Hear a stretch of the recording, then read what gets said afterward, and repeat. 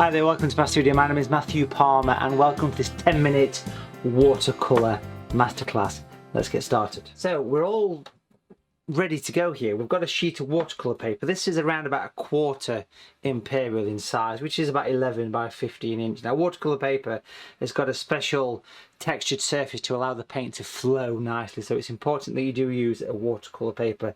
This particular one is called Matthew Palmer watercolour paper.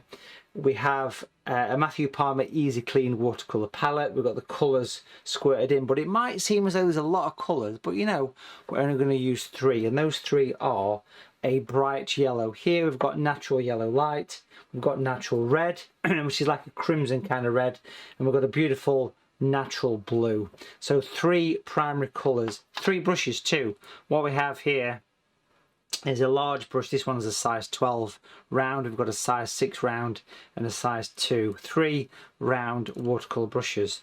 I'm just going to move that to one side for the second. We've got the water. We've also got some kitchen paper here. What I want to do is paint a wintry landscape, okay? And for this, I'm going to take a piece of masking tape that's long enough to go across the paper. Now I want to work in the centre here, almost in the style of a vignette. Now I want to go up and curve over to make a hill, and then we're going to go back up a little bit on that side, so we can sort of kink the paper, and that's the area where the painting will be. So it'll be a nice beautiful faded edge. Using the water, I'm literally going to wet down to that area. So a nice simple straightforward thing to do. Put the brushes to one side there. So very straightforward.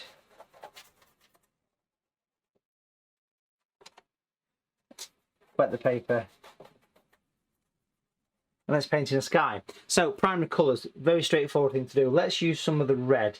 Red's a strong colour. This one's called natural red, so a little bit goes a long way. Lots of water. A good tip is to wipe off the excess on the side of your palette as well. I'm going to bring this red in down to the masking tape there, and then we'll go straight in and take some of the blue and add this to the red. It'll make a slight purple, of course. And I'll bring that across from the top, allowing the paint to all nicely mix and blend and become part of the picture. Look at those gorgeous colours already in that sky.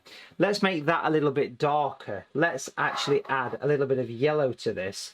And what yellow will do in that purple is it'll turn the colour into an ever so slight grey. So it's blue, the red, and a touch of the yellow, and you start to see a bit of a grey appear. Now that grey is beautiful for creating shadows. It's the perfect shadow colour. A gentle wipe on the side here. So that little tap on the tissue is important, and we can now twist in. Notice the twist action here to create some clouds. What I will say is practice this technique with the clouds a little bit, because it can take a little bit of practice. This is the large brush, this one is the size 12. The sky works without clouds, so don't worry too much if you don't manage to get them, but just a gentle twist and then a few horizontals. And then down here in this dip, what we're going to do here is paint in some tall lines. Now this will represent some distant trees. Now the thing is, the paper is still damp at this point, so allow the paint to flow. Let it continue to blend in. Let those edges bleed away. If you find that the clouds are blending too much, or even if it's too dry, clean that brush really well in the water. Squeeze it through some kitchen paper and almost make the brush go flat. And you can just ever so gently stroke the bottom. That sounds interesting. Along the base of the clouds, and you can see you can remove some of the colour. It's quite nice to do this, and it kind of helps to blend in. These trees here, I want to pick up this size 6 brush, which is about half the size, of course. And if we just bring the palette over here, we can see we've still got that grey. I want to make the grey a little bit stronger, so what we'll do is we'll take the blue, so more blue, more red, get purple, mix a purple first, and then add the yellow to that, and it'll make the colour much stronger, but still very much a grey. And that is so important. Grey, it might seem like a bit of a dull colour, but grey honestly is a very important colour. And what we'll do here is I'll work over the top of these trees Notice that colour is just that little bit stronger. Still, again, dabbing on that tissue. It always makes perfect sense. And you can almost create these sort of misty, this sort of misty area, almost like distant pine trees with this paintbrush. Beautiful. So I'm not going to paint over all those areas, just over a few of them. Get some little spots at the top, get some individual flyaway areas, almost like literally sort of branching out at this point, if you know what I mean. Over this side as well. Beautiful.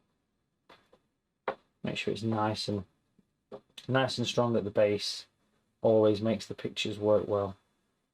So as it starts to dry, keep adding more and more of this, but you're creating a very misty, atmospheric area. Beautiful. Now at that stage, I'm happy to leave that to dry. I've got all the colour I need in there. But before I dry it off, I'm just going to slightly remove the masking tape. Now, very carefully peel it away. There's a chance that paint can seep down the back of this. If it does, just lower the tape a touch below it and then repaint the trees over the top. That'll hide the seepage. But that's giving me the sky and this hill in the foreground. What I want to do now is give that a good dry, and I'll just use a hairdryer for this and come back to it in a second. So that's all nice and dry, and what we'll do now is we'll start to work in the foreground and bring in these beautiful shadows. As far as colours are concerned, we've pretty much already been dealing with the colours that we need here. So back to the big brush. This one is that large 12 brush again. And I just want to mix up a purple again, but I'll put the water in there first to get this colour nice and diluted. The blue with a touch of red will give you a nice purple, very similar to the colour that we just used in the sky. Pop that to one side, bring this back over. Now what we'll do is work on the landscape. Always have that piece of kitchen paper because it's good just to wipe off that excess colour. Where the hill drops and goes across, almost continue that line and then start to wiggle. Practice this one again around the corner. Clean that brush really well. Give it a couple of runs over the tissue, no more, because you need water on the brush, and then just soften, blend, move that colour, get it working away towards that right hand side of the paper. Keep cleaning the brush, keep giving it a couple of taps until it pretty much fades away. Notice the sort of vignette effect that we're getting here. I love that. The soft faded edge. Now I'm just pulling a few lines up here with that damp brush as well. It starts to help to create an illusion of a footpath or a roadway or a trackway or something just going around the corner. Keep cleaning that brush, keep giving it a couple of taps on the tissue. Pick up some more of that colour. We'll go along the top of the hill and we'll come down here. 1, 2, again remember that one. Get that brush, move that paint down, let it all fade away. Again, a lovely fade, a lovely feather. Beautiful. Now again, that just wants a few moments to dry, and then we'll come back and do all those wonderful, beautiful finishing touches. But already we can see we've got a gorgeous sky and a hillside. Let's add a little bit of detail. Nice and dry. We've got the 6 brush here. Bring the palette over. This time we're going to make, we've still got the grey, we can use that, but we're going to make a brown from those 3 colours. What we'll do is we'll mix a thick orange from yellow and of course the red. Put plenty of red in this one, get the colour really going to an orange, and then just add a little bit of the blue to this, and that'll start to make the colour go towards a brown. If you kept adding the blue, it would go more of a grey. Pop that to one side, bring this back in place. Now what we're going to do here is use something, what we call a dry brush. Now a dry brush is very simply the opposite of having lots of paint on. So you pick the paint up, you wipe it off. You wipe it off and it gives you dry effect. You can even pinch the bristle so it goes a little bit spiky and makes this nice random spiky edge, and we can use this to lightly skim along the edge of this footpath just to give us some detail. And you can bring little bits of this coming up into the hillside as well, almost imagine with little bits of earth poking through, that kind of thing. And we can even start to make little sort of trackways within the snow. Imagine where there's been a vehicle or something going around there and sort of skidding and, you know, agitating up all the snow there. Notice the change in direction that I'm doing here with this colour. But I'm really utilising almost the side of the brush and the texture of the paper. Now in the palette, of course, we've also got this grey here that we mixed. So as well as just doing the brown, you can also dry the brush off, make your brush go a little bit flat, and just add a little bit of grey to this, because what that'll do is just give a little bit extra texture and a nice variation in colour, because all brown would be a little bit too dull. So little bits of this just weaving up, even a few bits coming down here as well. Keep pinching that brush and just add a nice bit of texture. Make use of the grain. This particular watercolour paper, what I'm using here, is called a knot surface, which means it's not rough and it's not smooth, and that's basically what it is all about. Now it's also worth picking up some of that brown, not a little tap on the tissue, and just popping in some little spots around here, just to represent a little bit of foliage, a little bit of... And don't forget, you've also got that smaller brush, the number 2 brush as well. If you need something a bit finer, grab that brush and you can just do little bits of extra detail. Alternate between the grey and the brown. Even think about painting in some little sort of branches poking out of the snow, little twigs, little bits of winter foliage. Again, a few spots on the tops of these would actually go down quite nice on this picture. Really spend that little bit of time on that edge, especially where it comes and sort of drops off the bottom of the painting. You can really go to town. Put some grasses poking out the snow. I'm quite a fan of that, especially in this foreground. It's nice to see some little bits of grasses coming out here. Pop a few on that side as well. It's your picture, you can do whatever you please with this detail, but for me personally, that's almost about right.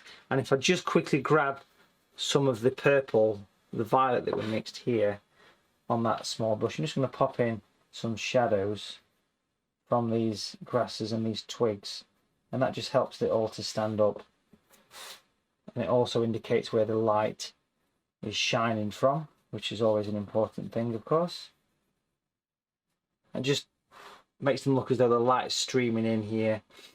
Beautiful. And just literally just to finish off this picture, folks, using that same violet but with the number 6 brush, I just feel like I could add a few little shadows. And of course you can take the techniques learnt in this 10-minute masterclass and apply these to larger, more detailed paintings. And of course we have lots and lots of tuition on my website, which is watercolour, all the W's, watercolour.tv. Check it out, folks. And these are the little bits that really make the painting come alive. It's actually quite addictive. Just putting little spots of grasses on, poking out of the snow, and little bits of detail makes all the difference.